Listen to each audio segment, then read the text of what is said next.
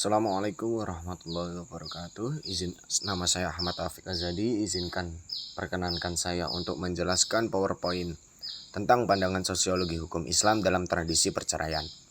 Latar belakang sosiologi hukum Islam membantu kita memahami bagaimana norma dan hukum Islam diterapkan dalam masyarakat, terutama terkait dengan perceraian. Dalam masyarakat Muslim, hukum perceraian tidak hanya mengatur aspek legalitas, tetapi juga berdampak pada struktur sosial, budaya, dan nilai-nilai yang ada. Pandangan sosiologi hukum Islam dalam tradisi perceraian. Pandangan tersebut terhadap tradisi perceraian dapat dilihat dari perspektif yang menggabungkan prinsip-prinsip agama dengan konteks sosial dan budaya yang berlaku di masyarakat. Berikut adalah beberapa pandangan utama sosiologi hukum Islam dalam tradisi perceraian.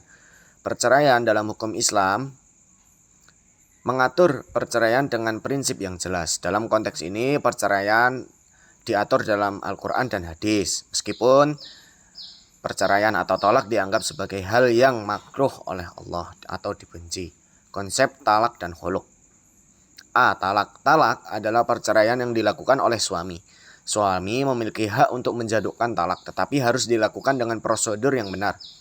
Seperti talak yang diucapkan dalam keadaan sadar dan dengan pertimbangan yang matang.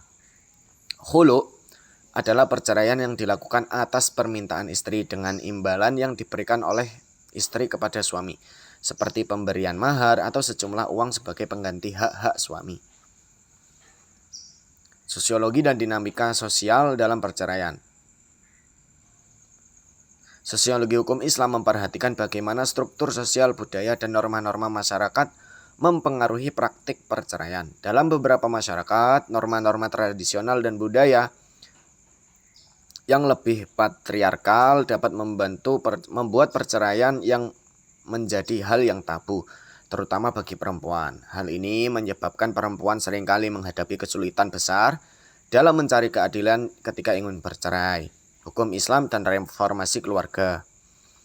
Reformasi hukum keluarga. Beberapa negara Islam telah melakukan reformasi hukum keluarga, termasuk dalam hal perceraian untuk menjawab tantangan sosial yang muncul, seperti perlindungan terhadap hak-hak perempuan dan anak, misalnya dengan mengatur secara lebih rinci tentang kewajiban suami terhadap istri. Dampak sosial dari perceraian.